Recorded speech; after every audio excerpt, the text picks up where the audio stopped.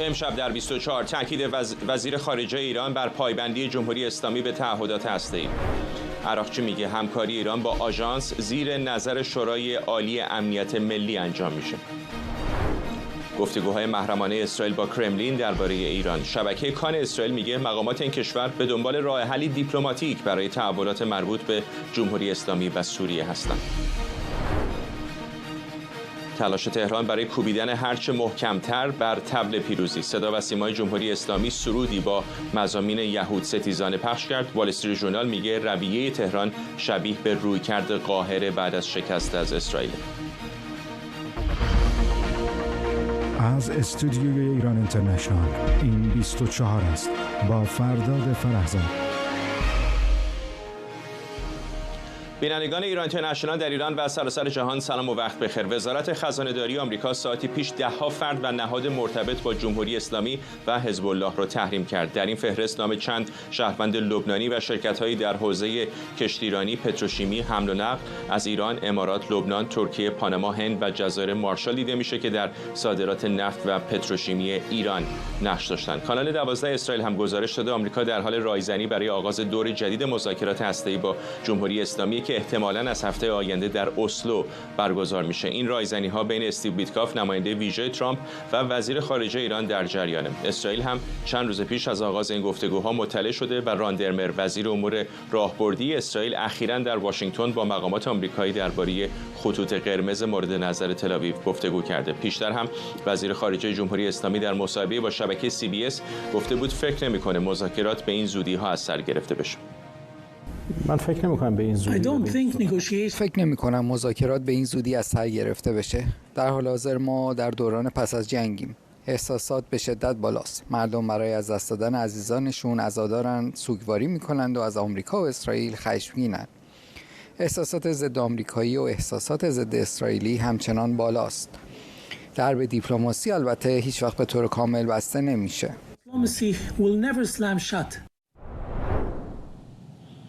خبرنگارمون سمیرا قرایی از وزارت خارجه به ما پیوسته. سمیرا، سیگنال‌های خیلی متناقضی در این روزها از به خصوص طرفای ایرانی میشنیدیم. حالا گزارش‌هایی هستش که احتمالاً به زودی در اسلو با استیو بیتکاف دیدار خواهد کرد وزیر خارجه ایران. فرداد، بر اساس اون چیزی که وبسایت خبری اکسیوس منتشر کرده، یک خبر اختصاصی، جمهوری اسلامی در روزهای بعد از جنگ خیلی مواضع سفت و سختی داشته نسبت به مذاکرات، اما الان این مواضع نرمتر شده. این چیزی که اکسیوس نوشته و میگه دارند انعطاف بیشتری در رابطه با مذاکرات از خودشون نشون میدن. احتمال این وجود داره که هفته آینده بخوان در اسلو نروژ با هم دیدار بکنند. البته که این خبر نه سمت جمهوری اسلامی تایید شده نه سمت ایالات متحده. سخنگوی کاخ سفید هم در پاسخی که به اکسیوس داده گفته ما راجع به برنامه‌های سفری که آقای ویتکاف ممکنه پیش رو داشته باشه صحبتی نمی‌کنیم. در نتیجه مطمئن نیستیم که این مذاکرات بخواد انجام بشه. صحبت‌هایی رو هم که همین الان شنیدیم مبنی بر این هست که هنوز شرایط اجتماعی در داخل ایران طوری نیست که بخواد فضا رو برای مذاکرات مهیا بکنه. هرچند باز از دیگر مقام‌های وزارت خارجه جمهوری اسلامی شنیدیم که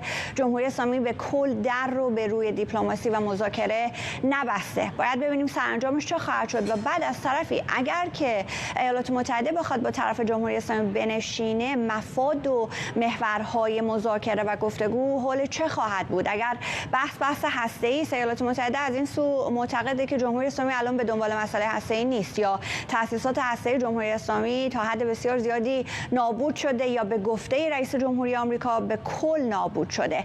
اگر بخوان مذاکراتی رو در پیش بگیرند چه مفادی خواهد داشت، چه محورهایی رو در بر خواهد گرفت. از سمت دیگه ما مصاحبه آقای تخت روانچی از معاونان آقای عراقچی رو هم داریم. با NBC صحبت کرده و همین تاکید کرده که در مذاکرات بازه، به کل بسته نشده. راجع به همکاری ها با آژانس هم مشابه همین صحبت هست و از طرفی میگه ما به ایالات متحده و منافعش در منطقه حمله نخواهیم کرد مادامی که ایالات متحده به ما حمله نکنه. به عبارتی آقای تخت روانچی بروز هر گونه تنش از سمت جمهوری اسلامی علیه ایالات متحده رو به کل با خیال راحت به نظر میرسه که منتفی دونسته و این رو به رسانه آمریکایی منتقل کرده. در عین حال الان در این فضا که حالا راجع به مذاکرات واقعا چشم‌اندازی وجود نداره و آدم‌ها سر خودشون رو میخارونند وقتی راجع به مذاکرات صحبت میشه که آیا اتفاق میفته نمیفته، راجع به چی میخوان حرف بزنن، بیشتر توجه معطوف است الان به آژانس.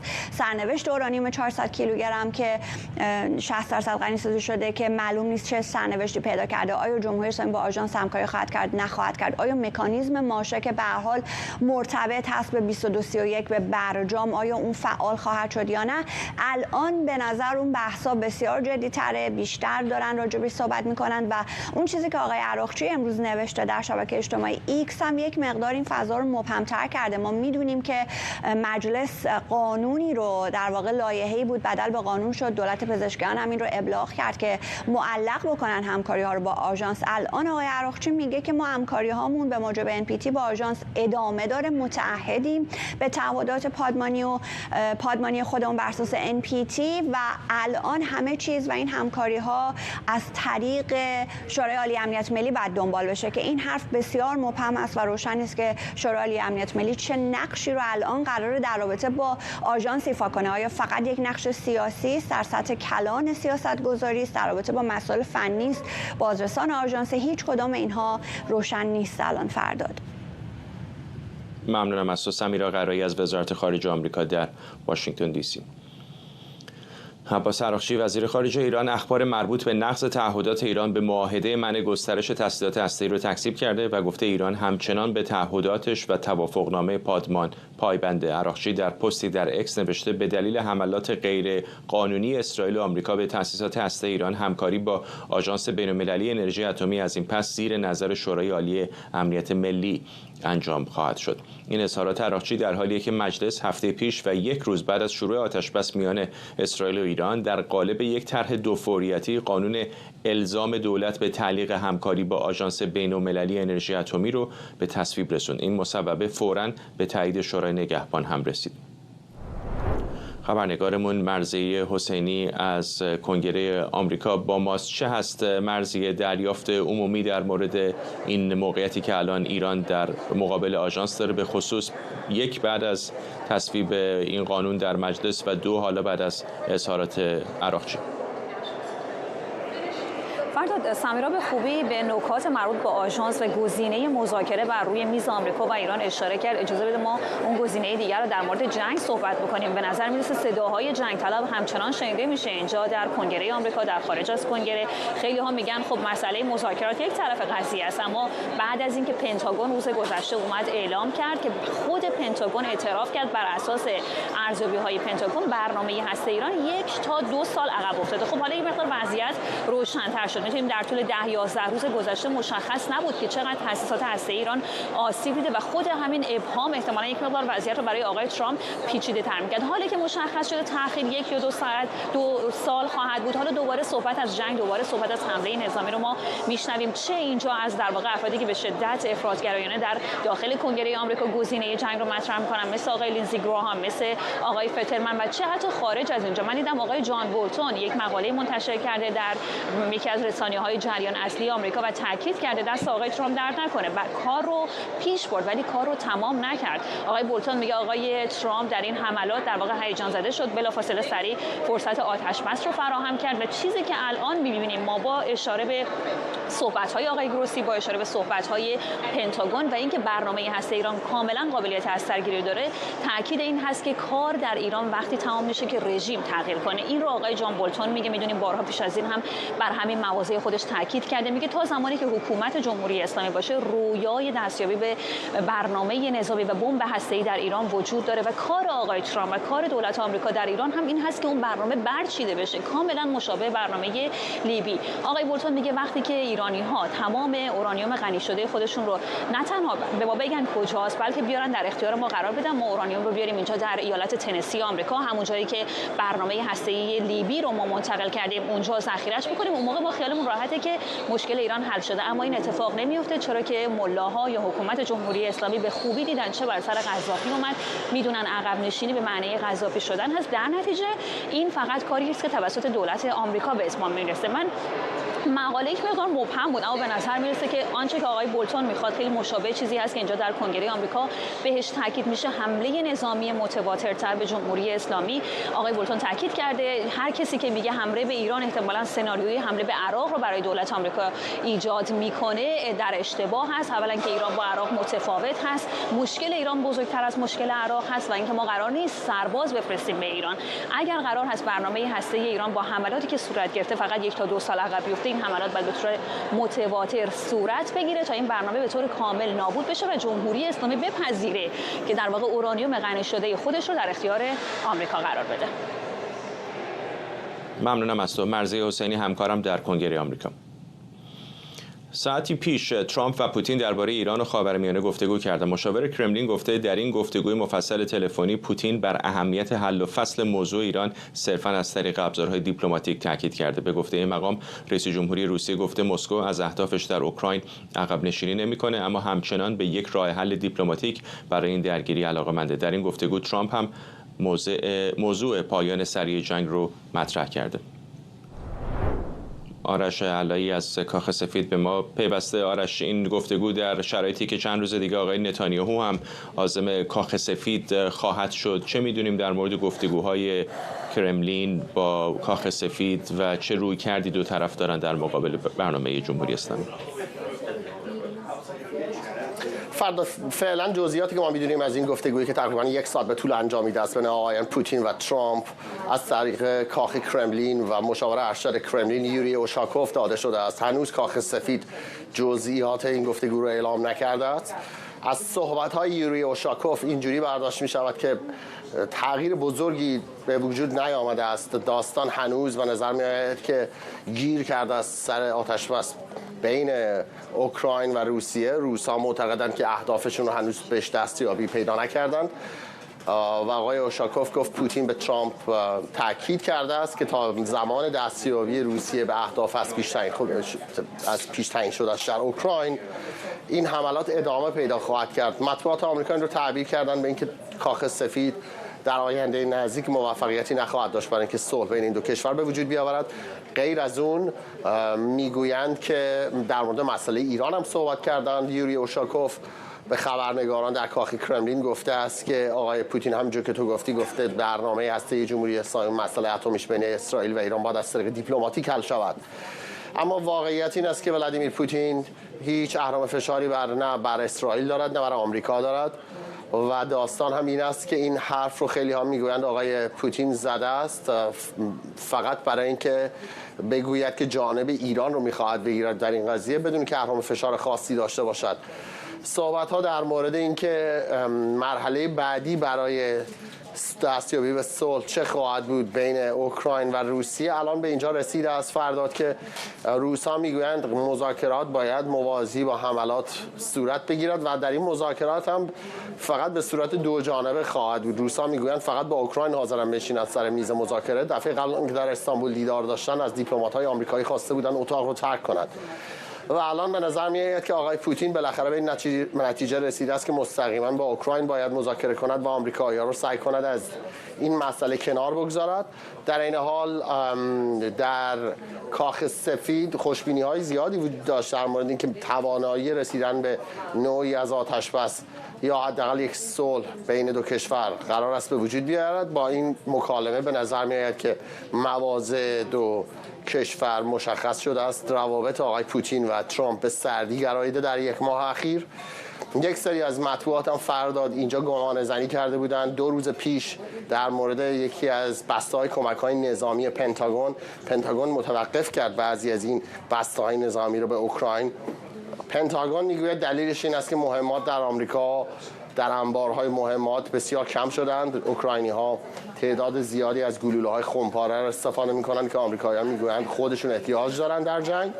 ولی بعضی آنجا در مطبوعاتی رو تعبیر کرده بودند که خب آقای ترامپ داره سعی می‌کند یک پیامی بفرستد به پوتین و حالا یک جوری جلب بکنه نظرش رو برای اینکه بخواد به صلح برسند. این داستان امروز نشان داد که حتی اگر این هم یک سیگنال بوده است که الان کاخ سفید به شدت این رو رد می‌کند، به نتیجه ای هم نرسیده است و در نهایت هم الان برای رئیس جمهوری آمریکا گزینه‌ها اندک است.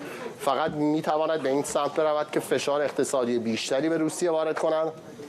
در کنگره آمریکا منتظرن جمهوری خواهان که آقای ترامپ زیر تحریم‌های جدیدی، تحریم‌های ثانویه علیه صنعت نفت و گاز روسیه اعمال کند و ادامه بدهد ایالات متحده به دادن تجهیزات و سلاح به اوکراین برای اینکه این جنگ رو هر چقدر میتوند طول بدهد. حداقل می‌دونیم در طول یک ماه اخیر روس‌ها به شدت از طریق هوایی، از طریق موشک، پهپادها، هواپیماهای جنگنده به اوکراین حمله کردند و اوکراینی‌ها به شدت نیازمند سیستم‌های پدافند ضد هوایی آمریکایی‌ها هستند. ممنونم از تو آرش علایی در کاخ سفید از واشنگتن دی سی. شبکه کان اسرائیل گزارش داده مقامات این کشور در حال انجام گفتگوهای محرمانه با همتایان روسشونند تا راه حلی دیپلماتیک برای تحولات مربوط به جمهوری اسلامی و سوریه پیدا کنند. بر اساس این گزارش مذاکرات بعد از اون آغاز شد که مسکو پیشنهاد میانجیگری میان اسرائیل و حکومت ایران رو مطرح کرد. کان در گزارشش نوشته مسکو در جریان جنگ تسلیحاتی در اختیار تهران قرار نداد. این گزارش میگه مذاکرات اسرائیل روسیه یک هفته بعد از برقراری آتش‌بس در جنگ 12 روزه کلید خورده. ابراهیم روشندل، دیپلمات سابق و کارشناس امنیت ملی و مسائل استراتژیک از واشنگتن، با مساق روشندل، مسکو وضعیت بسیار ویژه‌ای داره، چون هم روابط حسنه‌ای با تهران داره، هم روابط خیلی خوبی با اسرائیلی‌ها داره. چقدر به نظرتون واقعا میتونه نقش بازی بکنه در پایان دادن به این مخاصمه بین ایران و اسرائیل؟ بله، عرض سلام خدمت شما. ببینید، اون چیزی رو که ما در رابطه با همکاری‌های راهبردی اسرائیل و روسیه می‌بینیم، یک بخشش مربوط میشه به نظم منطقه‌ای که هر دو کشور تلاش میکنن هژمونی جدیدی رو بر اساس باز تعریف جدیدی که از قدرت به وجود اومده برای خودشون مشخص کنن. در رابطه با مسئله سوریه، یعنی بعد از بشار اسد، تلاش اسرائیل بر این شده که حداقل موافقت بکنه با حضور پایگاه‌های حمیم و ترتوز، پایگاه‌های روسیه در این کشور و به اون مکانیزم همکاری‌هایی که بین سوریه و روسیه وجود داره، یعنی خرید گندم و سوخت توسط دولت سوریه و حتی برخورداری از امکانات تسلیحات دست نزنن. ولی در ازای اون اسرائیلی‌ها درخواست استرداد بشار اسد رو کردن که هنوز مورد موافقت قرار نگرفته. اینها البته خیلی نکات جزئی هست، ولی اون چیزی که من مایلم در رابطه با نقش اسرائیل در ایجاد یک بازی فعال بین روسیه و جمهوری اسلامی بهش اشاره کنم اینه که روابط روس‌ها با جمهوری اسلامی از سال 1995 به بعد وارد فاز همکاری‌های استراتژیکی شد که با ساخت راکتورهای بوشهر و سایر راکتورها همراه شد. ولی از سال 2007 روس‌ها تونستن وارد حریم امنیتی ایران بشن در مباحث هسته‌ای و زمانی که جمهوری اسلامی اعلام کرد سفیرش در ملاقات با معاون وزیر خارجه روسیه در وزارت خارجه روسیه که ایران فرایند ساخت کلاهک‌های هسته‌ای رو که 3 تا بود تا سال 2003 ادامه داده بود و متوقف کرد.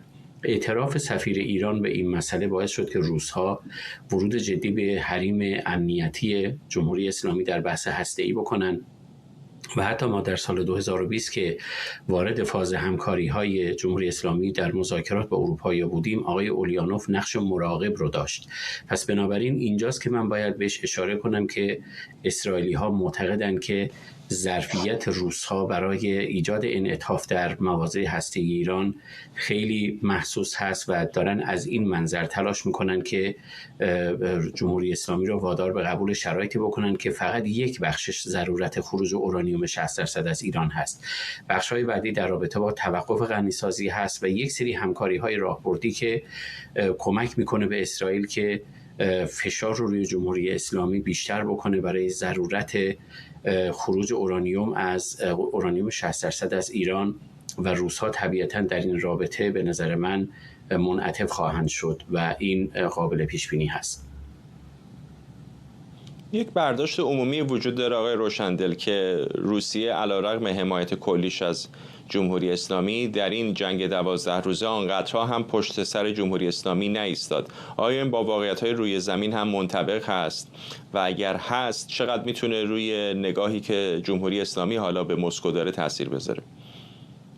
ببینید، روس‌ها تلاش میکنن که از این منظری که به دکترینشون نگریسته میشه، یعنی تفوق نگاه امنیتی و راهبردی در خاورمیانه، اون رو از خودشون دور بکنن و جمهوری اسلامی رو در وضعیتی قرار بدن که صرفاً به همکاری این کشور در سازمان‌های مثل سازمان شانگهای و بریکس کفایت بکنن، ولی امتیازهای بیشتری رو بگیرن.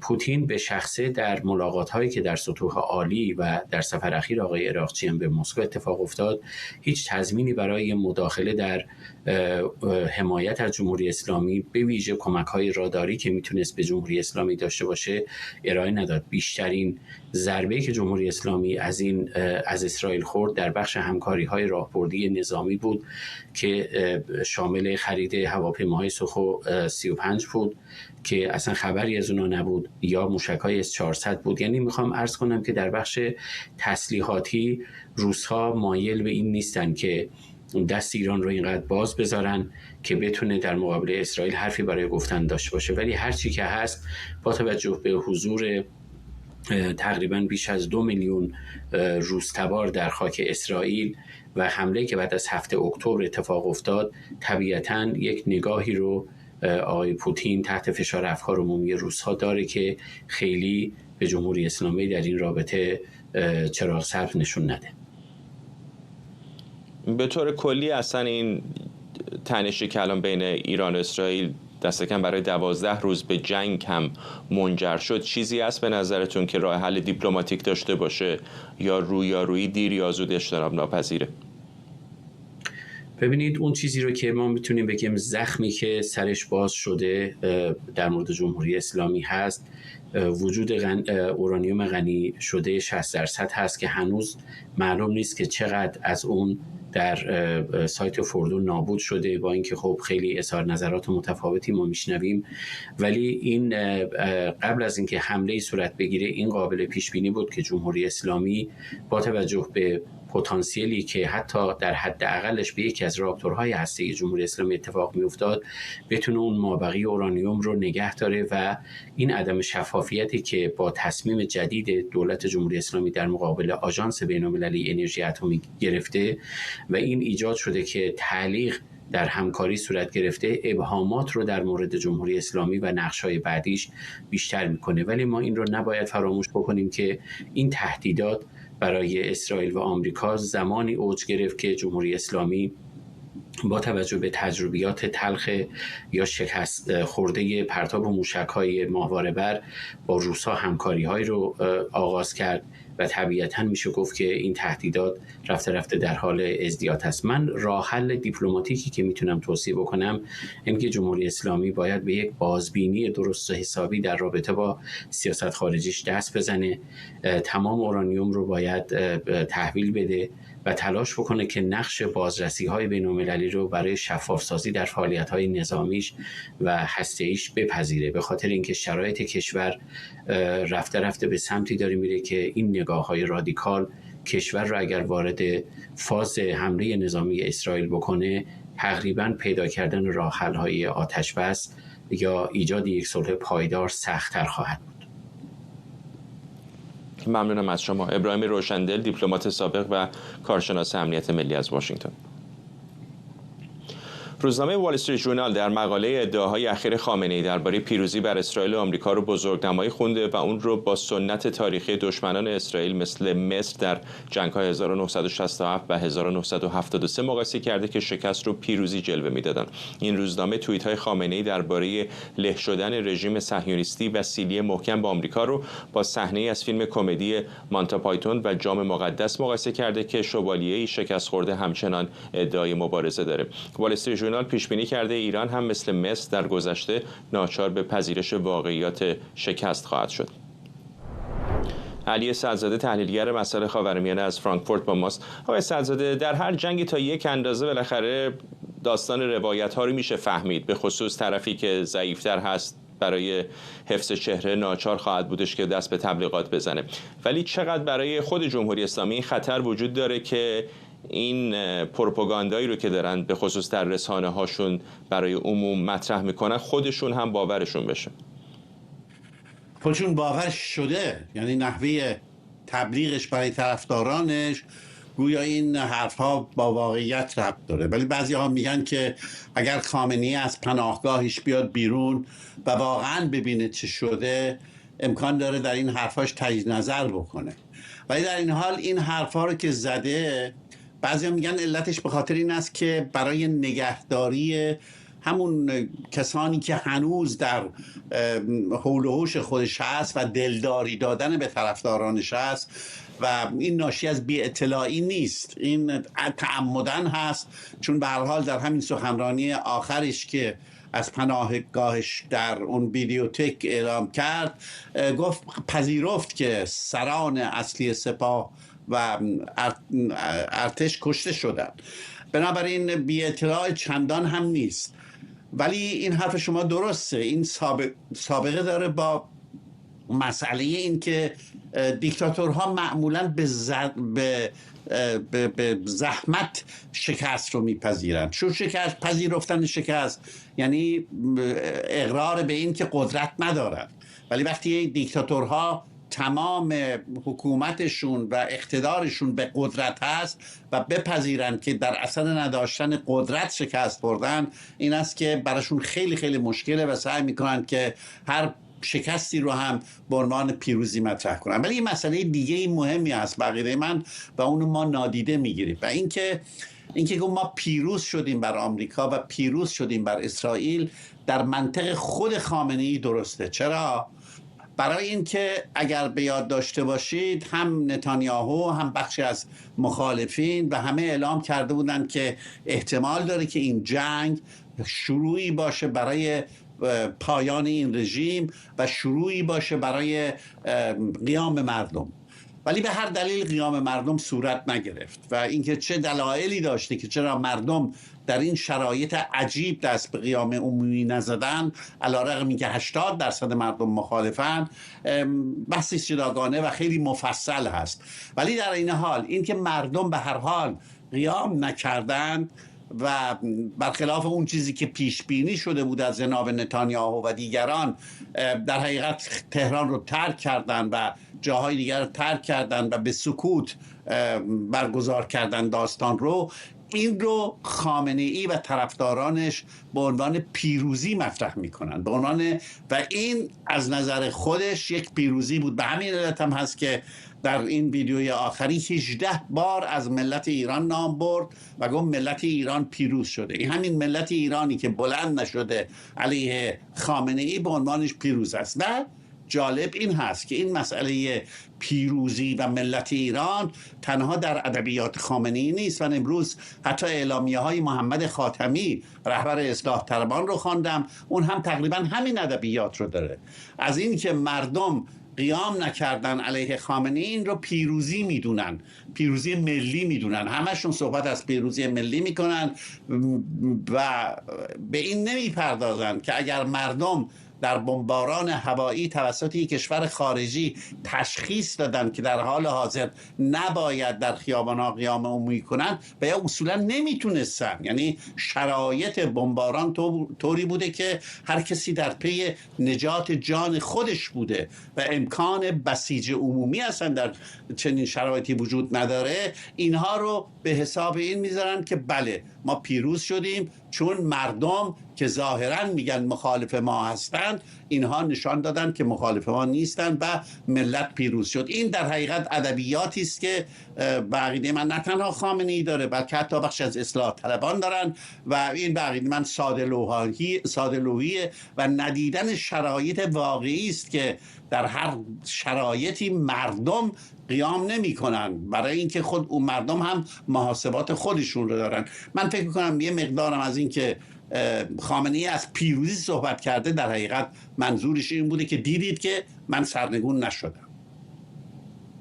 ممنونم از شما علی سعدزاده، تحلیلگر مسائل خاورمیانه از فرانکفورت، که دیدم اتفاقا به تازگی کتابی هم در مورد علی خامنه‌ای نوشتید که فکر می‌کنم روی آمازون میشه تهیه کرد. ممنونم از شما علی سعدزاده از فرانکفورت با ما. صدا و سیمای جمهوری اسلامی اقدام به پخش سرودی با اشعار یهودی ستیزانه کرده که در آن عباراتی از جمله نابودی یهودیان به کار رفته. پخش این سرود در رسانه ملی واکنش‌های گسترده‌ای رو در شبکه‌های اجتماعی به دنبال داشته.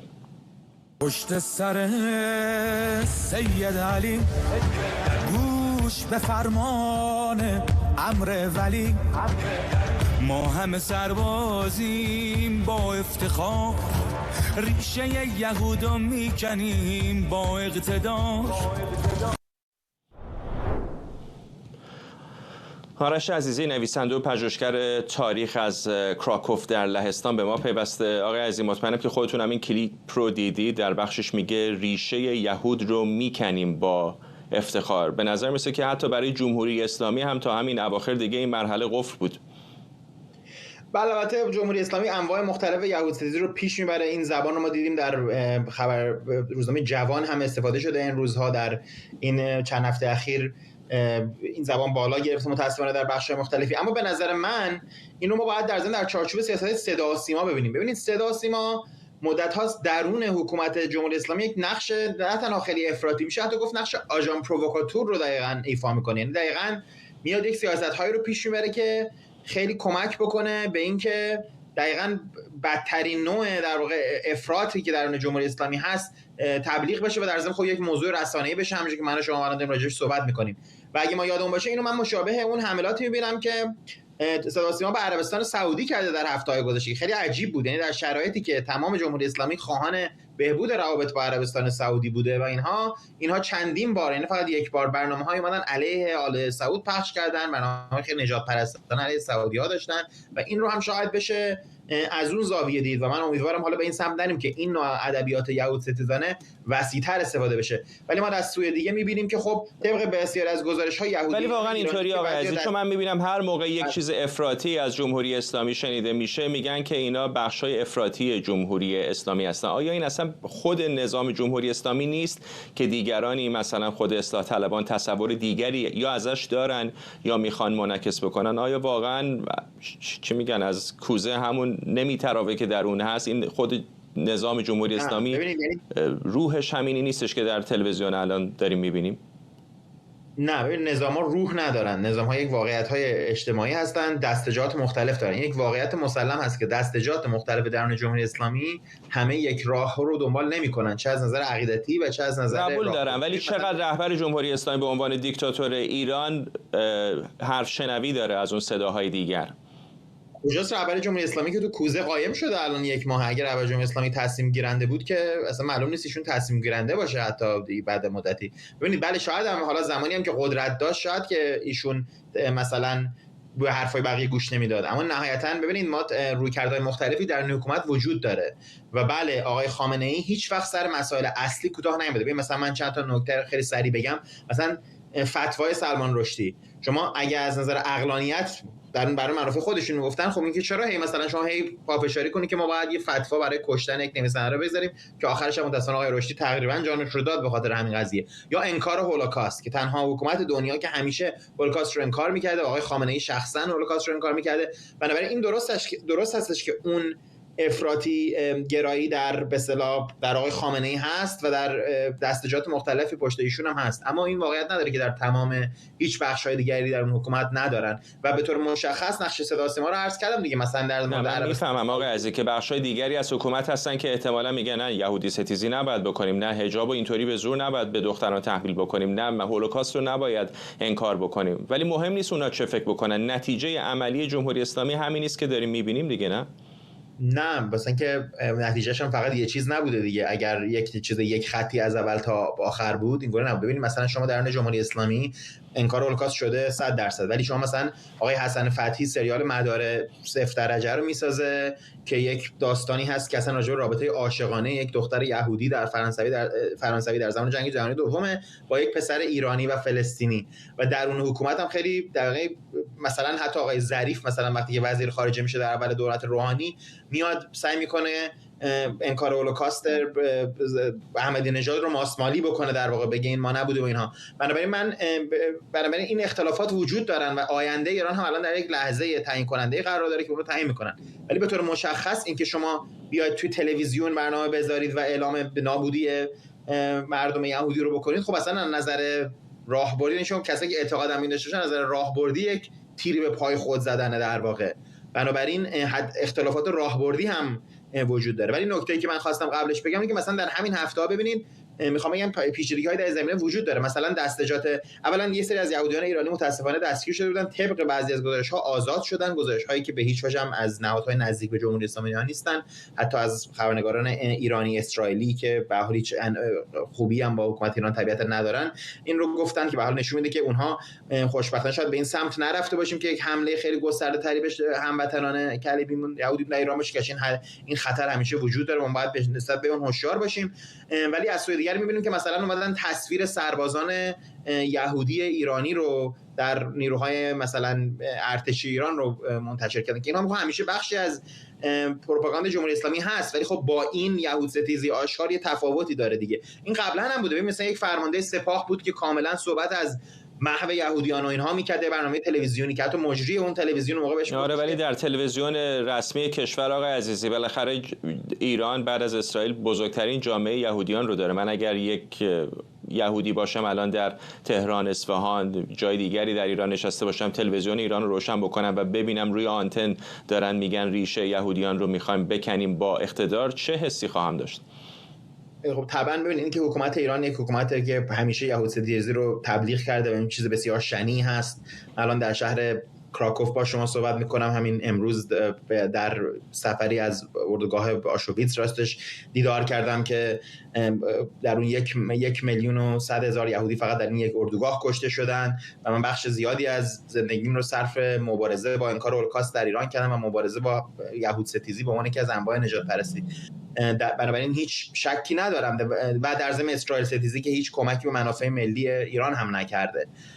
بنابراین من هیچ شکی ندارم که حکومت ایران انواع مختلف یهود ستیزی رو پیش میبره و پیش برده و با اون باید مقابله بشه. اما این به هیچ وجه یک صدا نیست. یعنی شما به هر حال شاید بعضی اینجوری میخوان جلوه بدن، این درست نیست. واقعیتش اینه که مثلا جبهه اصلاح طلب ایران، جبهه اصلاح طلبان ایران که الان به هر حال بخشی از حکومت، طرفدار راه حل دو دولتی هست در زمینه اسرائیل. یک واقعیتیه. واقعیتش اینه که مجمع محققین و مدرسین حوزه علمی قم سال گذشته اومده از حق موجودیت اسرائیل عملاً دفاع کرده، به این حالت که طرفدار راه حل دو دولتی بوده و این بخش از واقعیت رو ما نمیشه نگیم. یعنی این رو جلوه بدیم که نه، این یهود ستیزی و این انکار هولوکاست اینها در همه حکومت است. مگه آقای احمدی نژاد که این کارو کرد؟ مگه آقای میرحسین موسوی باش تو مناظره انتخاباتی مخالفت نکرد؟ بنابراین اگر شما میخواید این دستور بدین که یهود ستیزی و حتی اسرائیل ستیزی و این نوع افکار عقب مانده و ارتجاعی به اصطلاح هیچ مخالفتی، هیچ مناقشه‌ای ندارن در حکومت ایران، شواهدی رو من نشون نمیده. شواهد نشون میده که مناقشه دارن و همین کاری که صدا سیما کردن هم مخالفت‌هایی باهاش حتما خواهد شد. حالا من ندیدم الان چقدر واکنش بتونن نشون بدن، ولی در ضمن جامعه کلیمی ایران هم خب حتما مخالفت خواهد کرد که واقعا این جامعه با تمام محدودیت‌ها، با تمام سختی‌ها، در واقع رهبری اون که مجبور هست بالاخره موجودیت جامعه‌اش رو در ایران حفظ بکنه، برای مجبور کنار بیاد با جمهوری اسلامی در مواقع مختلف، سر مسائل اصولی هیچ وقت کنار نیامده. یعنی هیچ وقت یهود ستیزی رو نمیذاره تایید بشه، انکار هولوکاست رو باهاش مقابله کرده و این خلاصه ادامه داره و به حال تلاش من به عنوان یک ایرانی مقابله با این جریان خواهد بود به هر صورت ممکن و این که امیدوارم بخش‌های مختلفی، بخش‌های وسیع‌تری از ایرانیان، من جمله ایرانیان در اون حکومت، با این که در واقع با این مخالفت بکنن، ببینن که این واقعا هیچ ربطی به منافع ملی ایران نداره و مغایر با روح اصلا تاریخی ایران هست که همیشه یک سرزمین همزیستی بین ادیان مختلف بوده و خواهد. ممنونم از شما. از کراکوف لهستان، آرش عزیزی، نویسنده و پژوهشگر تاریخ. حوزه علمی تهران در بیانیه‌ای دونالد ترامپ و بنیامین نتانیاهو رو کافر و مفسد فی‌الارض و مهدورالدم خوانده. اعضای حوزه تهران در این بیانیه که ترامپ و نتانیاهو رو به دلیل جنایاتی چون قتل عام، ترور و نسل‌کشی محکوم کرده و هشدار داده در صورت اقدام نظامی آمریکا منطقه به جهنمی شعله‌ور برای نیروهای آمریکایی تبدیل خواهد شد. در همین حال آیت الله عراقی عضو هیئت رئیسه مجلس خبرگان رهبری گفته هر مسلمانی در هر جای دنیا که بتونه آسیبی به آمریکایی‌ها و به گفته او صهیونیستا بزنه از اصل دین اسلام دفاع کرده. این بیانیه بعد از فتوای مراجعی چون ناصر مکارم شیرازی و حسین نوری همدانی صادر شده که تهدید کنندگان رهبر جمهوری اسلامی رو محارب خوانده بودند. همزمان عبدالحمید خرقانی واعظ حکومتی از کارزار جمع‌آوری 20 میلیون دلار برای قتل ترامپ و نتانیاهو خبر داده و مرکز امور نخبگان حوزه هم آمادگیش رو برای اجرای این فتوا اعلام کرده. محمد جواد اکبرین روزنامه‌نگار و دین‌پژوه از پاریس با ماست. آقای اکبرین، اتفاقات این چنینی و فتوای این چنینی می‌دونیم که فقط تهدیدهای لفظی نیست. جمهوری اسلامی پیشینه‌ای طولانی داره در این زمینه‌ها و کمی پیشتر در همین برنامه اتفاقاً یکی از مهمانان به سلمان رشدی اشاره کرد که اتفاقاً هزینه اون رو هم پرداخت کرده. چه به نظرتون هزینه‌ای میتونه داشته باشه برای جمهوری اسلامی و چقدر واقعاً خطر میتونه متوجه رهبران اسرائیل و آمریکا بکنه؟ وقت شما بخیر. ببینید این خبری که الان منتشر شد ادامه کارزاری است که چند روز شروع شده و مدعایی داره. مدعای این کارزار اینه که رهبر جمهوری اسلامی تهدید به مرگ شده ضمن اینکه به او توهین کردن. منظورشون اظهاراتی است که رهبران آمریکا و اسرائیل کردن برای کشتن علی خامنه‌ای در کنار کشتن سرداران نظامی او و اینکه رئیس جمهور آمریکا گفت که من نذاشتم تو رو بکشن. پس بخش اولش این است که قرار است رهبر ما را بکشن. خب بخش دومش این هست که حالا که قرار است رهبر ما را بکشن، حالا که رهبر جمهوری اسلامی تهدید شده، ما وارد تهدید کسانی میشیم که او رو تهدید کردن، یعنی رهبران آمریکا و اسرائیل. بگمان من بخش اولش از بخش دوم مهمتره. یعنی تو خبرها معمولا بخش دوم رو برجسته میکنن که وای اینا گفتن که برید نتانیاهو و ترامپ رو بکشید. اون مهم نیست، خودشون هم میدونن شدنی نیست. اما اون بخش اولش مهمه. بخش اولش از این جهت مهمه که وقتی میگن رهبر ما رو تهدید به مرگ کردن، نوعی حقارت و ترس و ضعف توشه، به ویژه وقتی این همراه شده با پنهان شدن علی خامنه‌ای که حتی بر تشییع سرداران ارشدش هم حاضر نشد. خب توی ذهن مخاطبان یه جای خالی وجود داره. چرا رهبر ما ترسیده؟ بعد از اون همه ادعا چرا ترسیده؟ چرا اینقدر ضعیفه که در معرض تهدید به قتل قرار گرفته؟ چرا یکی دیگه به جایی رسیده که بگه که من نذاشتم تو رو بکشن؟ حالا باید این ترس و تحقیر و ضعف تبدیل به مظلومیت و قدرت بشه. وقتی کارزار را میندازن و میگن که برید تهدید کنندگان او رو بکشید، هم یک نوع مظلومیت برای او ایجاد کردن که ببینید دارن رهبر ما رو میکشن، اونم تو ماه محرم که میتونن تشبیه و تصویر سازی بکنن. دو اینکه قدرت ایجاد بکنن در کنار مظلومیت و فضایی که برای مظلوم نشان دادن او درست کنن. حالا این بخشی که تو پرسش شما بود به اون نکته آخر برمیگرده. اون جایی که اینا میخوان قدرت تولید بکنن که این قدرت جایگزین اون ضعف بشه، با این کارزار دارن بسیج نیرو میکنن. کاریکاتوری از اتفاقی که در نسبت با سلمان رشدی افتاد. مثلا دارن میگن که اگر ما تونستیم سلمان رشدی رو تهدید بکنیم و به نتیجه برسه، اینجا هم میتونیم، در حالی که تفاوت عمده وجود داره. سلمان رشدی متهم شده بود به توهین به پیامبر اسلام که اتهام بیهوده‌ای هم بود، البته چون چیزی نبود، ولی او متهم به این توهین شده بود و 1,200,000,000 مسلمان درگیر این مسئله شده بودند. تصور این بود اینکه رهبر جمهوری اسلامی با این دامنه‌ای که داره و شکستی که در این جنگ خورده بتونن تشبیهش بکنن به پیامبر اسلام و بتونن این بسیج نیرو رو بکنن، بیشتر یک تصویر و تصور کاریکاتوری به نظر میرسه که تلاش میشه در ذیل این کمی بسیج نیرو کرد تا اون ضعف و ترس و حقارت جبران بشه. ممنونم از شما. محمد جواد اکبرین، روزنامه‌نگار و دین‌پژوه از پاریس با ما. و ممنونم از شما که بیننده برنامه 24 امشب هم بودید. این برنامه رو کمی دیرتر میتونید در یوتیوب دوباره ببینید.